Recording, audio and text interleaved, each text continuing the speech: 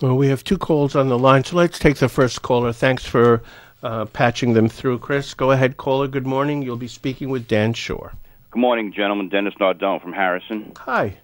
The reason I'm calling is two reasons. One, the last caller mentioned the little girl that was shot through the window.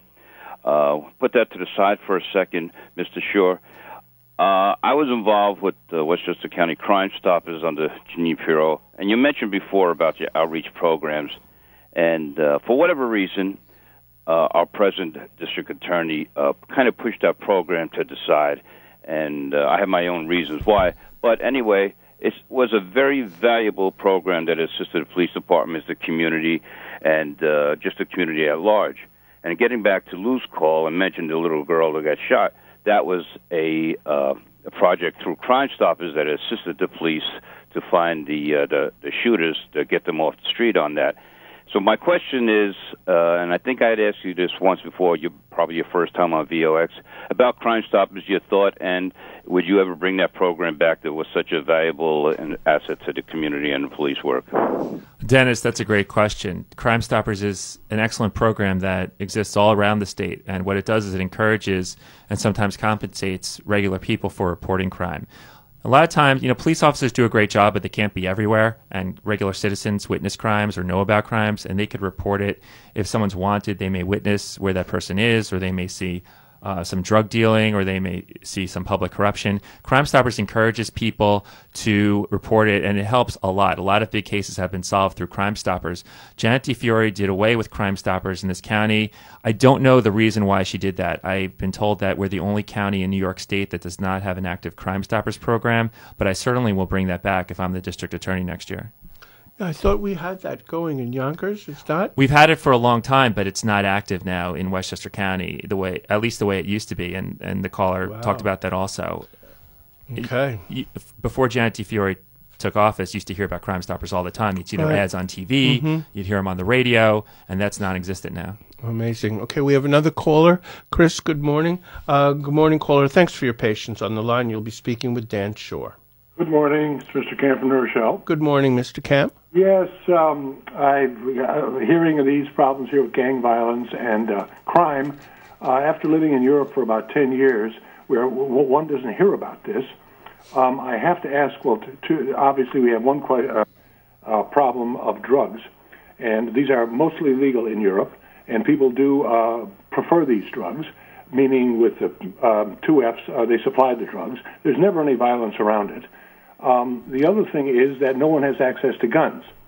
I never hear the police or prosecutors or even Republicans, first especially Republicans, talking about gun control and making guns illegal. And it's my impression that guns are legal in these suburbs. They were banned in the suburbs north of Chicago years ago when there was an incident where someone walked into a school and started to shoot some people, a mentally disturbed woman. And then they banned access to handguns. I never hear police talking about this or anybody else, and this is a very peculiar absence of doing so. I appreciate that. Good point, Mr. Camp. Thank you. Can you say anything with regard to that? Sure, absolutely. Mr. Camp, thank you for the question. We do have tough gun laws in New York State. The problem isn't the law. The problem is the enforcement of the law. Mm-hmm. People are arrested for gun crimes all the time or possession of guns, and they're just not being prosecuted by the DA's office. And as I said before, police officers in this county more and more are taking their gun cases to the federal government because the DA's office won't put teeth in those laws. So the laws are there. We just need a strong district attorney who's going to enforce those laws. You're saying it's specific to our county as opposed to, let's say, in the county in Manhattan yes. or in Queens? Absolutely. It's so because of the we're DA's not office as here. strong as you feel as the rest of them? Absolutely. If you're arrested with a gun in Westchester County, the DA's office here will not be as tough on you as they will outside Westchester County. And once again, if anyone has any doubt about that, I would ask people to ask their local police officer what their feeling is about what the DA's office does if they arrest someone with a gun. And they'll hear unfiltered from the local police about the problem we have now. Very, very interesting. If you'd be kind to remind our audience again of your website address. We have another caller.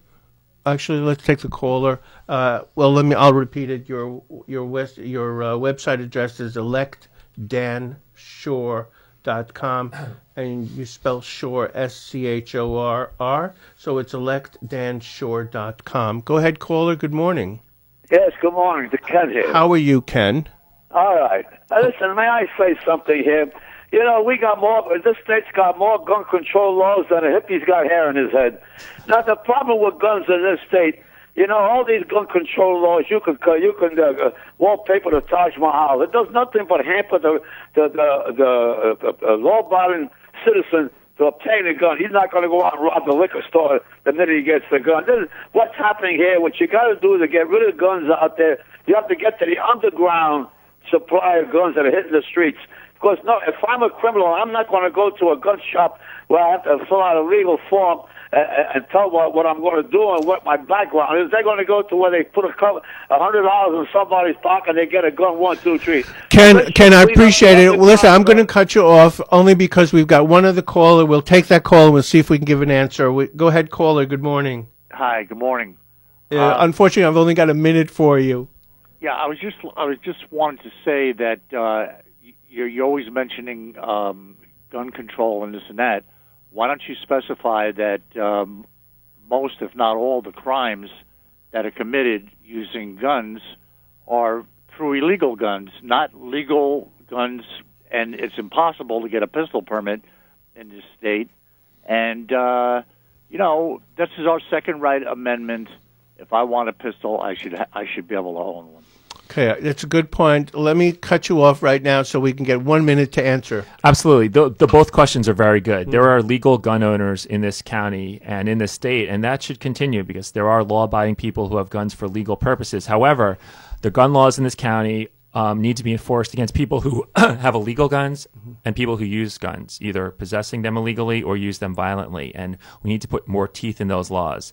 That doesn't affect hunters. That doesn't affect people who are using guns for protection when they have a legal permit. But we need to fight against gun crimes and people who have illegal guns. And one of the callers mentioned the illegal gun trade. We need to stop that. How does one stop it when our borders are porous and people come in with guns that they may pick up in South Carolina or North Carolina or wherever? People need to know that if you possess a gun illegally in Westchester County, you're going to prison probably for a long time. And that needs to be the message. That's the message. Westchester County DA can't patrol the border, but we can say that you don't bring those guns into Westchester unless you want to go to prison. Okay. We've got like 30 seconds, so let me thank you for coming on the show. I hope you'll come again. Always something to learn. And ask people to consider reading the Yonkers Tribune and get the latest political stuff. And, of course, there's the Westchester Herald. We'll speak to you next week. And if you have an opportunity, catch Chloe and her friends at the CelticWoman.com website and go to Radio City Music Hall for the March 13th and 14th show.